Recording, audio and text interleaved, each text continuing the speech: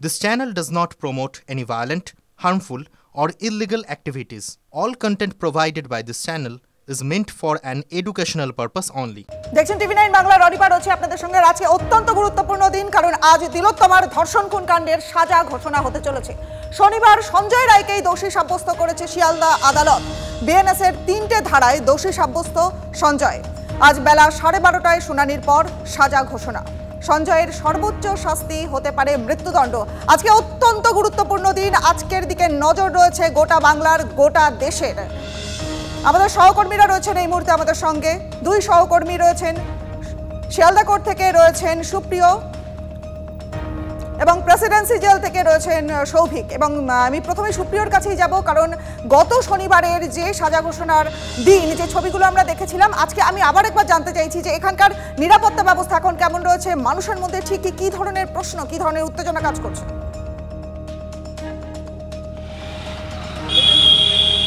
দেখো, সকাল থেকেই আজ যেহেতু সঞ্জয় রায় আরজি করের তরুণী চিকিৎসক, তার যে খুন এবং ধর্ষণের মামলাতে তাকে দোষী সাব্যস্ত গত শনিবারই করার পর আজ তার সাজা ঘোষণা হবে। আর এই বিষয়টাকে সামনে রেখেই কিন্তু নিরাপত্তার যে আটোসাটো বেষ্টনী সেটা কিন্তু সকাল থেকেই আমরা দেখতে পাচ্ছি। ইতিপূর্বে আমরা যখন কিছুক্ষণ আগেই সরাসরি সম্প্রচারে দেখাচ্ছিলাম যে ত্রিস্তরীয় লোহার গার্ডরেল দিয়ে ব্যারিকেড তৈরি করা হয়েছে এবং তার পাশাপাশি পুলিশ পার্সোনাল বা পুলিশের যারা উচ্চপদস্থ আধিকারিক তাদেরকে ডিপ্লয় করার যে কাজ সেটাও কিন্তু ইতিমধ্যেই হয়ে গেছে। এবং তার পাশাপাশি আবারও সেই একই ছবি আমরা দেখাচ্ছি যে কীভাবে কড়া নিরাপত্তা বেষ্টনীতে গোটা শিয়ালদা কোর্ট চত্বরের ভেতর এবং বাইরের যে এলাকা রয়েছে সেই জায়গাটাকে কিন্তু ইতিমধ্যেই মুড়ে ফেলা হয়েছে। প্রচুর সংখ্যক একাধিক উচ্চপদস্থ পুলিশ আধিকারিক থেকে শুরু করে মহিলা পুলিশের উপস্থিতিতে প্রচুর সংখ্যক পুলিশ মোতায়েন করা হয়েছে, অর্থাৎ কোনোভাবে কোনো রকম পরিস্থিতিতে যাতে বিশৃঙ্খলা বা কোনো অপ্রীতিকর পরিস্থিতি তৈরি না হয় বা সে ধরনের জন্য যদি কোনো রকম কোনো পরিস্থিতি তৈরি হয় সেটাকে যাতে দ্রুততার সঙ্গে মোকাবিলা করা যায় তার জন্যই কিন্তু পুলিশের তরফ থেকে যাবতীয় বন্দোবস্ত রাখা হচ্ছে। এবং এই যে ত্রিস্তরীয় গার্ডরেল দিয়ে যে ব্যারিকেড তৈরি করা হয়েছে তার মূলত কারণ সাধারণ যারা পথচারীরা রয়েছেন বা সাধারণ যারা মানুষ রয়েছেন তারা যাতে কোনোভাবে এই কোর্ট চত্বরের যে মূল প্রবেশপথ রয়েছে তার ধারে পাশে না আসতে পারেন। শুধুমাত্র অ্যাডভোকেট থেকে শুরু করে আদালতে যারা নিজেদের প্রয়োজনে আসবেন সেই সমস্ত মানুষ ছাড়া অন্য অযথা কারুর কোনো রকম কোনো গতিবিধি যাতে না থাকে সেদিকে কিন্তু বিশেষভাবে নজর রাখা হচ্ছে। এবং তার পাশাপাশি তোমাকে যেটা জানাবো বা তুমিও যেটা বলছিলে যে ভারতীয় ন্যায় সংহিতার 3টি সেকশনে কিন্তু তাকে দোষী সাব্যস্ত করা হয়েছে। 64 অর্থাৎ সেকশন 64 মানে ধর্ষণ, এবং তার পাশাপাশি 66 অর্থাৎ ধর্ষণের পর খুন, এবং 103 ক্লজ 1 অর্থাৎ খুনের ধারা, এই 3টি ধারাতে তাকে দোষী সাব্যস্ত করা হয়েছে। এবং আজ যেটা দেখার যে শিয়ালদা আদালতের ফার্স্ট এডিজে অনির্বাণ দাস তিনি সঞ্জয় রায়কে এই তরুণী চিকিৎসক খুন এবং ধর্ষণের যে ধারায় তাকে অভিযুক্ত করা হয়েছে সেই অভিযোগের পরিপ্রেক্ষিতে তাকে যাবজ্জীবন কারাদণ্ডের নির্দেশ দেন নাকি তাকে মৃত্যুদণ্ডের সাজা ঘোষণা করেন সেটাই কিন্তু এখন দেখার। তবে সেটা বেলা 12টার পর হবে, কারণ গত শনিবারই যখন তাকে দোষী সাব্যস্ত করা হয়েছিল তখনই কিন্তু ফার্স্ট এডিজে অনির্বাণ দাস তিনি জানিয়েছিলেন আজ বেলা 12টার পর তার সাজা ঘোষণা হবে। এবং সেই মতোই কিন্তু যাবতীয় যে নিরাপত্তার যে বন্দোবস্ত সেই বন্দোবস্ত কলকাতা পুলিশের তরফ থেকে রাখা হচ্ছে। এবং এখন যেটা দেখার যে আজকে সঞ্জয় রায়কে এই আরজি করের তরুণী চিকিৎসকের খুন এবং ধর্ষণের মামলাতে যাবজ্জীবন সাজার ঘোষণা হয় নাকি তাকে মৃত্যুদণ্ডের সাজা ঘোষণা করে ফার্স্ট এডিজে শিয়ালদা আদালতের। একেবারে সুপ্রিয়, সেদিকে তো নজর থাকবে। আর এই প্রশ্ন সবার মধ্যেই কাজ করছে, সেই উত্তেজনা কাজ করছে এবং আজকের দিনের অপেক্ষায় রয়েছেন গোটা দেশ, কারণ আজকের দিন অত্যন্ত গুরুত্বপূর্ণ দিন। সঞ্জয় রায় সে দোষী সাব্যস্ত হয়েছে এবং পাশাপাশি তার কি ধরনের সাজা হয় সেদিকে তো নজর থাকবে। এবার একটু সৌভিকের কাছে চলে যাব, কারণ সঞ্জয় রায় যেখানে রয়েছেন প্রেসিডেন্সি জেল সেখানকার ছবিটা সৌভিক একবার দেখবো। একদমই তাই। দেখো, এই মুহূর্তে আমি দাঁড়িয়ে রয়েছি প্রেসিডেন্সি জেলের একেবারে সামনে। আমি চিত্র সাংবাদিক গৌরবকে দেখাতে বলবো প্রেসিডেন্সি জেলের সামনে কিন্তু কলকাতা পুলিশের যে গার্ডরেল সেই গার্ডরেল ঘিরে দেওয়া হয়েছে এবং কিছুক্ষণ আগে কিন্তু দুটি যে ভ্যান সেটা নিয়ে আসা হলো, কলকাতা পুলিশের ভ্যান যেগুলো লোহার নেট দিয়ে ঘেরা, তার মধ্যে একটিতে সঞ্জয় রায়কে নিয়ে যাওয়া হবে। প্রিজম ভ্যান এসছে র্যাব, অর্থাৎ তাকে কিন্তু স্কোয়াড করে নিয়ে যাওয়া হবে, কনভয় করে নিয়ে যাওয়া হবে। রাস্তায় যাতে কোনো রকম অপ্রীতিকর ঘটনা না ঘটে তারই কিন্তু প্রচেষ্টা চালানো হচ্ছে। এবং এই যে দীর্ঘ পথ অর্থাৎ আলিপুর প্রেসিডেন্সি জেল থেকে শিয়ালদা কোর্ট নিয়ে যাওয়ার যে রাস্তা, বিভিন্ন জায়গায় কিন্তু পুলিশ মোতায়েন রয়েছে এবং প্রেসিডেন্সি জেলের যে ঢোকার যে রাস্তা সেখানেও কিন্তু পুলিশ রয়েছে। সমস্ত ধরনের গাড়ি কিন্তু এখান থেকে পাস করতে দেওয়া হচ্ছে না এবং সাধারণ মানুষরা যাতে এখানে না ভিড় করতে পারে সেদিকেও কিন্তু লক্ষ্য রাখা হয়েছে পুলিশের তরফ থেকে। 11টা থেকে 11:30টার মধ্যেই কিন্তু তাকে নিয়ে যাওয়া হবে শিয়ালদা কোর্টে এবং সেখানেই কিন্তু সিদ্ধান্ত হবে সঞ্জয় রায়কে কী সাজা দেওয়া হয়। এবং সাধারণ মানুষ থেকে সারা দেশ কিন্তু তাকিয়ে রয়েছে আজকের দিনটার দিকে, কারণ মূল অভিযুক্ত কিন্তু এই সঞ্জয় রায় এখনও পর্যন্ত, এবং ইতিমধ্যেই কিন্তু তার প্রক্রিয়া শুরু হয়ে গেছে। কিছুক্ষণ আগে প্রেসিডেন্সি জেলের যারা পুলিশ আধিকারিকরা রয়েছে তারা কিন্তু এসছেন এবং তাকে নিয়ে যাওয়ার যে প্রস্তুতি, সেই প্রস্তুতি কিন্তু শুরু হয়ে গেছে। কিছুক্ষণের মধ্যেই হয়তো তাকে বার করে নিয়ে যাওয়া হবে এবং শিয়ালদা কোর্টে নিয়ে যাওয়া হবে। সৌভিক, সুপ্রিয় যেমনটা ছবিটা দেখাচ্ছিল শিয়ালদা কোর্টের ছবি, সেখানে কিন্তু আমরা দেখছিলাম একেবারে ত্রিস্তরীয় ব্যবস্থা করা হয়েছে, একেবারে নিরাপত্তার কড়াকড়ি। তোমার ওখানে নিরাপত্তার ব্যবস্থা বা এই গার্ডরেলের ব্যবস্থা এগুলোকে কিভাবে সাজানো হয়েছে? তোমাকে আমি দেখাবো। দেখো, এইটা হচ্ছে প্রেসিডেন্সি জেল এবং প্রেসিডেন্সি জেলের যে সামনের যে রাস্তাটা, অর্থাৎ যে রাস্তা দিয়ে মূলত আলিপুরের দিকে যাওয়া যায়, সেই রাস্তাটা কিন্তু পুরোপুরি গার্ডরেল দিয়ে ঘিরে দেওয়া হয়েছে। এবং কিছুক্ষণ আগে কিন্তু তোমাকে দেখাবো যে গাড়ি দুটি মূলত নিয়ে আসা হয়েছে, অর্থাৎ দুটি ভ্যান নিয়ে আসা হয়েছে সাদা রঙের, যে ভ্যান দুটির কাঁচগুলি কিন্তু লোহার জাল দিয়ে ঘেরা রয়েছে এবং সেই গাড়ি করেই মূলত তাকে নিয়ে যাওয়া হবে। এবং র্যাফকে নিয়ে আসা হয়েছে যাতে তাকে কনভয় করে নিয়ে যাবে একদম শিয়ালদা কোর্ট পর্যন্ত। তুমি দেখতে পাচ্ছ এখন ক্যামেরায় যে গাড়িগুলি দেখানো হয়েছে একেবারে সামনে, প্রেসিডেন্সি জেলের একেবারে গেটের মুখের সামনে যে গাড়ি দুটি দেখানো হচ্ছে, এই গাড়ি দুটির মধ্যে একটি গাড়িতেই কিন্তু সঞ্জয় রায়কে নিয়ে যাওয়া হবে এবং তাকে যে পুরোপুরি গার্ড করে নিয়ে যাওয়া হবে যাতে রাস্তায় কোনো রকমভাবে অপ্রীতিকর ঘটনা বা বিশৃঙ্খলা না ঘটে। কারণ আমরা জানি যে এই সঞ্জয় রায়, সেদিকে পুলিশ প্রশাসন একেবারে কড়া নজরদারি রেখেছে, কড়া দৃষ্টি রয়েছে সেদিকে। সেই ছবি এক্সক্লুসিভলি টিভি9 বাংলার পর্দায় এই মুহূর্তে দেখছেন আপনারা। সুপ্রিয়, সৌভিক, তোমাদের দুজনকে ধন্যবাদ। তোমরা নজর রাখো, আর আজকে সারা দেশের নজর রয়েছে, সারা বিশ্বের নজর রয়েছে আজকের এই ন্যায় বিচারের দিকে, যে ন্যায় বিচারের জন্য সারা দেশ গর্জে উঠেছিল। আর এখনো পর্যন্ত কিন্তু সামনে আসেনি প্রকৃত অপরাধীরা। ডিএনএ পরীক্ষার রিপোর্টে অন্যের উপস্থিতি স্পষ্ট, চেস্ট মেডিসিন ডিপার্টমেন্টের লোক জড়িত রয়েছে। ঠিক এমনই বিস্ফোরক দাবি করেছেন তিলোত্তমার বাবা। আরো একবার জানিয়ে দিই যে এখনো সামনে আসেনি প্রকৃত অপরাধীরা। ডিএনএ পরীক্ষার রিপোর্টে অন্যের উপস্থিতি স্পষ্ট, চেস্ট মেডিসিন ডিপার্টমেন্টের লোক জড়িত। বিস্ফোরক দাবি করছেন তিলোত্তমার বাবা। শিয়ালদা কোর্টের যিনি বিচারক, তিনি যে আলোকপাত করেছেন এই বিচার ব্যবস্থার উপরে আমাদের যে বিশ্বাস, সেটাকে উনি রেখেছেন এবং যাতে দ্বিতীয় সিঁড়িতে আমরা উঠতে পারি বিচার ব্যবস্থার, সেই ব্যবস্থা উনি আশা করি সোমবার দিন সেই জাজমেন্টের মধ্যে রাখবেন। প্রকৃত অপরাধীরা এখনও সামনে আসেনি। ডিএনএ টেস্ট যেটুকু দেখবেন আপনার ভাইরাল হয়েছে এবং আপনাদের চ্যানেলের মাধ্যমে আমরা জানতে পেরেছি, সিবিআই আমাদের কোনোদিন বলেনি। ডিএনএ টেস্টে ডিএনএর যে রিপোর্ট তাতে দেখা যাচ্ছে অন্যের উপস্থিতি পরিষ্কার বোঝা যাচ্ছে। যারা প্যাথোলজির ছাত্র এবং ডিএনএ বিশেষজ্ঞ আমাদের সঙ্গে কথা বলেছেন, সেখানে অন্যের উপস্থিতি একদম পরিষ্কার আছে। আমাদের তো প্রথম দিন থেকেই ধারণা যে একা সঞ্জয়ের পক্ষে ঘটনা সম্ভব নয়, অনেক লোক আছে জড়িত এবং চেস্ট মেডিসিন ডিপার্টমেন্টের লোক এই আমার মেয়ের এই খুন ধর্ষণের সঙ্গে জড়িত আছে। সিবিআই তাদের বলছে লাইট ডিটেক্টর টেস্ট করেছি, ভয়েস স্যাম্পল করেছি, কিন্তু ডিএনএ রিপোর্ট যে কী করেছে সেটা কিন্তু সিবিআই আমাদের কখনো বলেনি। সিবিআই আজ পর্যন্ত আমাদের কাছে কোনো কিছু তদন্তের গতি প্রকৃতি সম্বন্ধে কোনোরকমভাবে মুখ খোলেনি। যখনই আমরা আমাদের বাড়িতে আসলে জিজ্ঞেস করতাম, তখনই বলতো তদন্ত আগে বাড়ছে।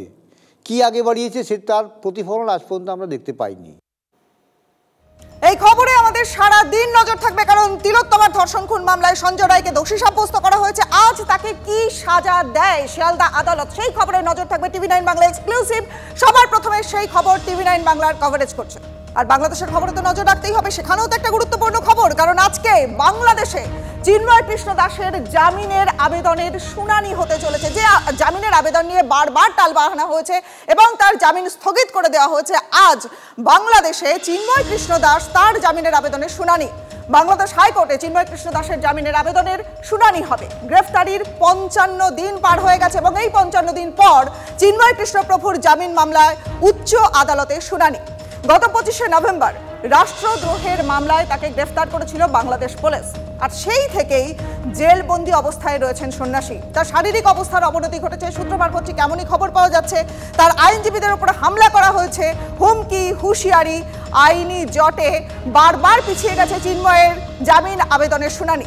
আমাদের সহকর্মী সুমন কল্যাণ এই মুহূর্তে রয়েছেন আমাদের সঙ্গে। একটু ডিটেল জানবো সুমনের কাছ থেকে যে সুমন, আজকে কি হতে চলেছে চিন্ময় কৃষ্ণ দাসের জামিন আবেদনের শুনানি? আজও কি পিছিয়ে যেতে পারে নাকি আজকে সেই শুনানিটা ঘটবে?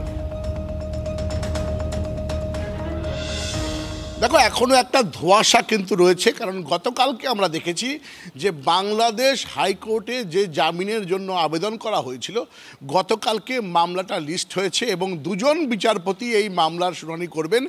306 নম্বর এই নম্বরে মামলাটা লিস্টেড আছে। ফলে তার আইনজীবী মনে করছেন যে আজকে বা এই সপ্তাহে মামলাটা হওয়ার কথা আছে, জামিনের শুনানি হওয়ার কথা আছে। তবে সনাতনী যে জোট রয়েছে বাংলাদেশে, সেই সনাতনী জোটের পক্ষ থেকে বলা হয়েছে যে যেখানে যেখানে তাদের মন্দির মঠ রয়েছে সেখানেই যেন সকলেই চিন্ময় প্রভুর জন্য প্রার্থনা করেন। ফলে আজকে কিন্তু বাংলাদেশ হাইকোর্টের দিকে সকলের নজর থাকবে, কারণ একের পর এক মামলার শুনানি হয়েছে, জামিনের শুনানি হয়েছে। কখনো বিচারপতি সরে গেছেন কোর্ট থেকে, কখনো আদালতে আইনজীবীদের প্রবেশ করতে দেওয়া হয়নি। তুল কালাম কাণ্ড বেরিয়ে গেছিল চট্টগ্রামের আদালতে, কিন্তু আজকে সেই চট্টগ্রামের আদালতে যখন জামিন নামঞ্জুর হয়ে যায়, তারপর কিন্তু বাংলাদেশ হাইকোর্টে তার আইনজীবীরা মামলা দায়ের করেন। আমাদের সঙ্গে থাকো, তুমি নজর রাখো, আমাদের সঙ্গে থাকো। এই মুহূর্তে রাধারমণ দাস রয়েছেন আমাদের সঙ্গে, ভাইস প্রেসিডেন্ট, কলকাতা ইসকনের ভাইস প্রেসিডেন্ট রাধারমণ দাস এই মুহূর্তে রয়েছেন আমাদের সঙ্গে। রাধারমণ বাবু, TV9 বাংলায় আপনাকে স্বাগত। দেখুন, আজকেও কিন্তু সেই টালবাহানার দিন, আজকেও কিন্তু একটা চিন্তার দিন রয়ে আছে, কারণ চিন্ময় কৃষ্ণ দাসের জামিনের আবেদন। আজকে কি শুনানি হতে পারে, আপনার কি মত? আমরা অনেক আশায় রয়েছি। আজকে 307 নম্বর আইটেম রয়েছে, আর আমরা এটাই আশা করি কি আজকে হাইকোর্ট ওনাকে বিচার দেবে। আমরা জানি কি 55 দিন হয়ে গেছে, 50 থেকে বেশি দিন হয়ে গেছে উনি জেলে রয়েছেন। আর সবাই জানে কি যেটা ওনার উপরে মিথ্যা কেস করা হয়েছে, এটা কিছু ভিত্তি নেই। আমরা এটাই আশা করি কি আজকে হাইকোর্ট ন্যায় দেবে আর ওনাকে আজকে জামিন দেবে। বেশ, অনেক ধন্যবাদ আপনাকে। কথা বললাম কলকাতার ইসকনের ভাইস প্রেসিডেন্ট রাধারমণ দাস ছিলেন আমাদের সঙ্গে। পরের খবরে নজর রাখবো, কারণ সীমান্তে বাংলাদেশি অনুপ্রবেশকারীদের লাগাতার উস্কানি, বিজেপির মদতে চলছে তাণ্ডব, ঠিক এমনটাই অভিযোগ উঠছে। হামলার সেই ভিডিও ভাইরাল হয়ে গেছে। আর এদিকে ঘটনার পরে একেবারে থমথমে পরিস্থিতি মালদার সুখদেবপুরে। গ্রামবাসীদের অভিযোগ যে টাকা নিয়ে ভারতে অনুপ্রবেশ করে লুটপাটে মদত দিচ্ছে বিজিবি। শিলিগুড়ি, জলপাইগুড়ি, সেখানে কাঁটাতারহীন সীমান্ত, সেখানে কড়া নজরদারি চলছে। চিকেন স্নেক নিয়েও কিন্তু সতর্ক রয়েছে বিএসএফ।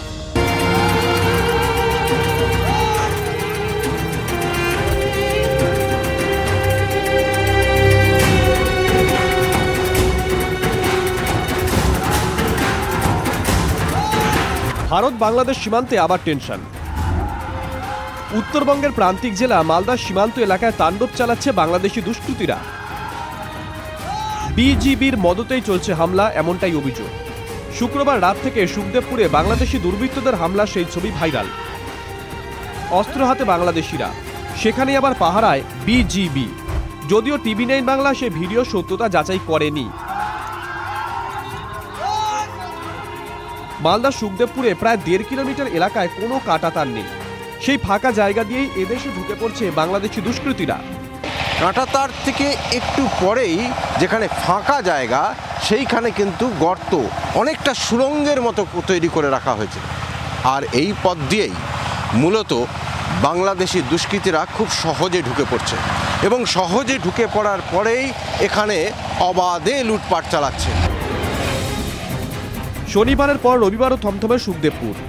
টাকা নিয়ে ওই এলাকা দিয়ে ভারতে অনুপ্রবেশ করে লুটপাটে মদত দিচ্ছে বিজিবি, এমনই মারাত্মক অভিযোগ সুখদেবপুরের বাসিন্দাদের। অভিযোগ, বিজিবির মদতে ভারতে ঢুকে লুটপাট চালিয়ে ফিরে যায় বাংলাদেশি দুষ্কৃতীরা।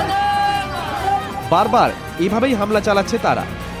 প্রতি দুষ্কৃতীদের কাছ থেকে 50 টাকা করে নেয়, এবং তাদের মাধ্যমেই, তাদের সাহায্যেই বাংলাদেশি দুষ্কৃতীরা এই পথ দিয়ে ঢুকে পড়ে।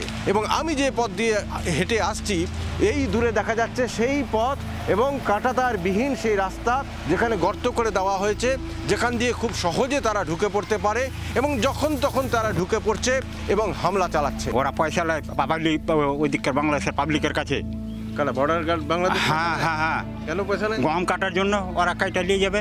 ওরা আপনার যেটি টাকা দিল ওরা কিছু কিনে খাবে, মুরগা হোক আর কিছুই হোক, ওরাই পাঠাচ্ছে। এলাকাবাসীর দাবি, শুক্রবার রাত থেকে সীমান্তে তাণ্ডব চালিয়েছে দুষ্কৃতীরা। অনুপ্রবেশের চেষ্টা হয়, রুখে দাঁড়ান গ্রামবাসীরাও। বাংলাদেশিদের তাড়া করলে পাল্টা চলে হিট বৃষ্টি। নিজেদের ফসল সবজি বাঁচাতে পেটের তাগিদে বাধ্য হয়েই এবার প্রতিরোধ করে জোট বেঁধেছেন সুখদেবপুরের মানুষ। বর্ডার টোপলে আমরা রেডি আছি, তৈরি আছি সব। বিএসএফ আমরাকে বাধা দিচ্ছে যে গন্ডগোলটা করিও না, কিন্তু ব্যাপার হয়েছে আমরাকে তো ফসল রুখতে হবে। লড়ে গেছিলাম তো, 5 জন ছিলাম অতেই, তারপর বিএসএফ এর গেল। কি নিয়ে লড়ছেন আপনারা? ইট পাথর হাঁসুয়া। এদিকে বিএসএফ কর্তারা গ্রামবাসীদের সঙ্গে দফায় দফায় বৈঠক করছে। বিজিবি বা বাংলাদেশিদের পাতা ফাঁদে পা না দেওয়ার পরামর্শ বিএসএফের। আরও নজরদারি বাড়িয়েছে ভারতীয় সীমান্তরক্ষী বাহিনী। বাংলাদেশে এই মুহূর্তে একটা ভোলাটাইল সরকার চলছে এবং ভারতকে উত্তপ্ত করার একটা চেষ্টা হচ্ছে। তো ভারত স্বাভাবিকভাবেই এই ফাঁদে পা দেবে না। ভারতীয় সীমানা রক্ষা করার দায়িত্ব বিএসএফের, তারা জীবন দিয়ে হলেও রক্ষা করবে। পদ্মাপাড়ের জিহাদিদের নজরে চিকেন স্নেক। মালদার পাশাপাশি ফাঁসিরা এলাকায় কাঁটাতার বসাতে বারবার বাধা বাংলাদেশের। ফুলবাড়ি এলাকা নিয়েও চিন্তায় সীমান্তরক্ষী বাহিনী। শীতের সময় কুয়াশার সুযোগ নিয়ে যে কোনো অস্থিরতা রুখতে সতর্ক রয়েছে বিএসএফ। মালদা থেকে সুব্রতোষ ভট্টাচার্যের রিপোর্ট, TV9 বাংলা। বলিউডে অভিনেতা সাইফ আলী খানেরও নিরাপত্তা নেই, আমার আপনার তাহলে কি হবে? অন্য প্রেক্ষিত হলেও বিশেষ নিদান দিয়েছেন বিজেপির রাজ্য সভাপতি সুকান্ত মজুমদার। তিনি বলছেন যে বাড়িতে ধারালো অস্ত্র রাখুন। কেন নিদান সেটাও বলেছেন তিনি। শুরু হয়ে গেছে জোরদার রাজনৈতিক চর্চা।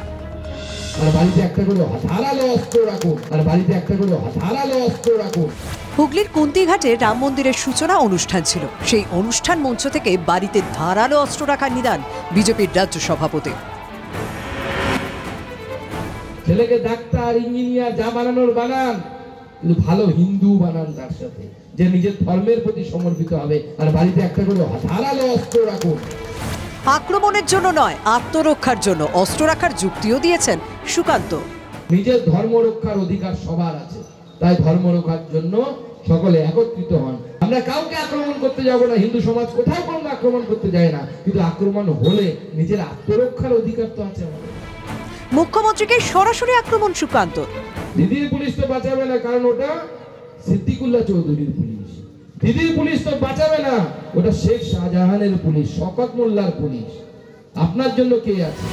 রামনবমীর মিছিলে বিজেপি নেতাদের অস্ত্র হাতে হাঁটা নিয়ে রাজ্যে কম বিতর্ক হয়নি। ইদানিং বিজেপি নেতারা সরাসরি অস্ত্র রাখার পক্ষেও সওয়াল করছেন। ডিসেম্বরে বাংলাদেশিরা যখন হামলার হুমকি দিচ্ছিল তখনও অস্ত্রের নিদান দিয়েছিলেন বিজেপি সাংসদ অর্জুন সিং। প্রত্যেকটা হিন্দুকে নিজের আত্মরক্ষা করার জন্যে একদম অস্ত্র রাখতে হবে, তলোয়ার রাখতে হবে বাড়িতে, নালে কিন্তু বাঁচার জায়গা নাই। মমতা ব্যানার্জি পুলিশ এই জেহাদিদেরকেই মদত করবে। রবিবার রাম মন্দিরের উদ্বোধনী মঞ্চ থেকে নেমেও অস্ত্র রাখার পক্ষে সওয়াল করেছেন বিজেপির রাজ্য সভাপতি। প্রত্যেক হিন্দু বাড়িতে অস্ত্র রাখা প্রয়োজন, কারণ দশমীর দিন অস্ত্র পুজো বা অস্ত্র পূজন ভারতীয় সংস্কৃতি তথা বাংলার সংস্কৃতির অন্যতম অঙ্গ। কেন অন্য সমাজে রাখলে হিন্দু সমাজের আপত্তি কোথায়? সুকান্তর মন্তব্য নিয়ে জোর তরজা বঙ্গ রাজনীতিতে। কেন্দ্রীয় প্রতিমন্ত্রীর সমালোচনায় মুখর তৃণমূলের নেতা মন্ত্রীরা। একটা টেরোরিস্ট যে কথা বলে একটা দলের রাজ্য সভাপতি বা কেন্দ্রীয় মন্ত্রী, সে কথা বলা উচিত নয়। দ্বিতীয়ত হচ্ছে হিন্দু না ওরা মুসলমান, এর জিজ্ঞাসা কনজন? ভালোবাসে চামচারা কি ব্যাপারে, যে ভাষায় কথা বলবে ভালোবাস, যে ভাষায় বলবে সে ভাষাই তো কথা বলবে। সুকান্ত বাবুর এক মুহূর্তের জন্য আর কেন্দ্রের শিক্ষামন্ত্রী হিসেবে থাকা উচিত নয়। তিনাকে কেন্দ্র সরকারের প্রধানমন্ত্রীর এই শিক্ষা প্রতিমন্ত্রীর পদ থেকে বরখাস্ত করার দাবি জানাচ্ছি। সিপিএম নেতা সুজন চক্রবর্তী আবার হুমায়ুন সুকান্তকে এক বন্ধনীতে রেখে আক্রমণ শানিয়েছেন। কোন এক কেন্দ্রীয় গুন্ডা মন্ত্রী কথাটা বলছে যে বহরমপুরের তৃণমূলের হুমায়ুন কবির, তার ভাষাতে যদি সুকান্ত মজুমদার কথা বলে তাহলে কেন্দ্রীয় মন্ত্রীদের পদ ছেড়ে দিয়ে হুমায়ুন কবিরের পাশে গিয়ে দাঁড়া। কি বুঝলেন? যে যার অস্ত্রে শান দিতে ব্যস্ত। আশিক ইনসানের রিপোর্ট, TV9 বাংলা। বিপাকে রাহুল গান্ধী রাষ্ট্রের বিরুদ্ধে বিদ্রোহ প্ররোচনার অভিযোগ। লোকসভার বিরোধী দলনেতার বিরুদ্ধে দায়ের এফআইআর। এবার ভারতীয় রাষ্ট্রের বিরুদ্ধে লড়াই মন্তব্য নিয়ে তার বিরুদ্ধে অসমের গুয়াহাটিতে এফআইআর দায়ের। সাইফের উপর হামলার মূল অভিযুক্ত শরীফুলকে নিয়ে এবার ঘটনার পুনর্নির্মাণ করতে চায় মুম্বাই পুলিশ। শরীফুলকে নিয়ে সাইফের বান্দ্রার বাড়িতে যাওয়ার পরিকল্পনা। সাইফের বাড়িতেই শরীফুলকে নিয়ে ঘটনার পুনর্নির্মাণ করবে মুম্বাই পুলিশ।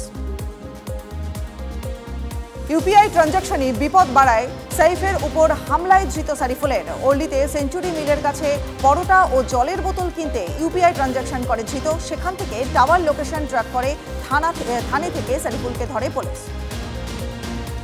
বছরের শুরুতেই সেনা জঙ্গি সংঘর্ষ কাশ্মীরে। গোপন সূত্রে খবর পেয়ে জঙ্গি ডেরায় অভিযান বাহিনীর। চারিদিক থেকে ঘিরে ফেলে তল্লাশি চালায় সেনা। পাল্টা বাহিনীকে লক্ষ্য করে গুলি জঙ্গিদের। 2 থেকে 3 জন জঙ্গি লুকিয়ে থাকার আশঙ্কা রয়েছে। ড্রোন উড়িয়ে এলাকায় তল্লাশি যৌথ বাহিনী। দিল্লি বিধানসভা নির্বাচনে বিজেপির হয়ে প্রচারে ঝড় তুলবেন যোগী আদিত্যনাথ। 23 জানুয়ারি থেকে পদ্ম শিবিরের হয়ে প্রচারে নামবেন উত্তরপ্রদেশের মুখ্যমন্ত্রী। রাজধানীতে বিজেপি প্রার্থীদের সমর্থনে 14টি মিছিল, জনসভা করবেন যোগী। মহাকুম্ভে ভয়াবহ আগুন, পুড়ে ছাই বহু তাঁবু। সেক্টর 19-এ গীতা প্রেসের তাঁবুতে আগুন লাগে। সেই আগুন দ্রুত ছড়িয়ে পড়ে আশপাশের তাঁবুতে। সূত্রের খবর, বেশ কয়েকটি গ্যাস সিলিন্ডার ফেটে আগুন ছড়ায়। ঘটনাস্থল পরিদর্শনে যান যোগী আদিত্যনাথ। তার কাছে পরিস্থিতির খোঁজ নেন প্রধানমন্ত্রী। জম্মু কাশ্মীরের রাজৌরিতে রহস্যজনকভাবে মৃত্যু বেড়ে 17। অজানা রোগে ক্রমশ বাড়ছে মৃতের সংখ্যা। কোন রোগের প্রকোপ জানতে ইতিমধ্যেই স্বরাষ্ট্র মন্ত্রকের নির্দেশে দিল্লি থেকে বুধেলে পৌঁছে গেছে কেন্দ্রীয় দল। মৃতদের শরীর থেকে নমুনা সংগ্রহ করা হয়েছে। দিল্লির বিধানসভা নির্বাচনের আগে সরগরম রাজধানী। অরবিন্দ কেজরিওয়ালকে গ্রেফতারের দাবিতে সরব বিজেপি প্রার্থী পারভেজ বর্মা। তার দাবি, কেজরিওয়ালের নির্দেশে 3 যুবককে পিষে দেয় চালক। এর আগে আপের তরফ থেকে বিজেপি কর্মীদের বিরুদ্ধে কেজরিওয়ালের গাড়িতে হামলার অভিযোগ তোলা হয়। সীতাপুরের কংগ্রেস সাংসদ রাকেশ রাঠোরের বিরুদ্ধে ধর্ষণের অভিযোগ। 4 বছর ধরে ধর্ষণের অভিযোগ নির্যাতিতার। তার অভিযোগ, বিয়ে এবং রাজনৈতিক কেরিয়ার গড়ে দেওয়ার প্রতিশ্রুতি দিয়ে ধর্ষণ করেন রাকেশ। থানায় অভিযোগ দেয় নির্যাতিতার। পাল্টা চক্রান্তের অভিযোগ কংগ্রেস সাংসদের।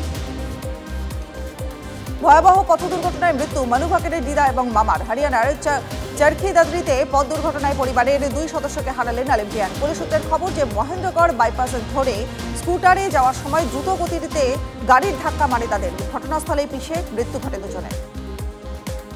অন্ধ্রপ্রদেশের তিরুপতি মন্দিরের তদন্তের নির্দেশে প্রত্যাহার করল কেন্দ্র। 8ই জানুয়ারি তিরুপতি মন্দিরে পদপৃষ্ঠের ঘটনায় মৃত্যু ঘটে 6 ভক্তের। 13ই জানুয়ারি মন্দির চত্বরের সামনে তিরুমালায় লাড্ডু বিতরণ কেন্দ্রে আগুন লাগে। 2 দুর্ঘটনার পরেই মন্দির চত্বরে গিয়ে পুঙ্খানুপুঙ্খ তদন্তের নির্দেশ দেওয়া হয়েছিল, কিন্তু সেই নির্দেশ প্রত্যাহার করে কেন্দ্র। আগামী 1 ফেব্রুয়ারি থেকে চালু হচ্ছে পুরীর জগন্নাথ দর্শনের নতুন নিয়ম। দর্শনের জন্য দিতে হবে লাইন। একটি লাইন থাকবে মহিলা ও শিশুদের জন্য, একটি করে লাইন থাকবে বিশেষভাবে সক্ষম এবং বয়স্কদের জন্য, 3টি লাইন থাকবে পুরুষদের জন্য। ফের মেটালিতে হাতির হামলায় মৃত্যু। জঙ্গলে খাবার আনতে গিয়ে হাতির হামলায় মৃত্যু যুবকের। গরুমারা জাতীয় উদ্যানের অধীনে থাকা গর্তি ক্যাম্পের ঘটনা। কুনকি হাতিদের খাবার আনার দায়িত্ব ছিল ওই বনকর্মীর উপর।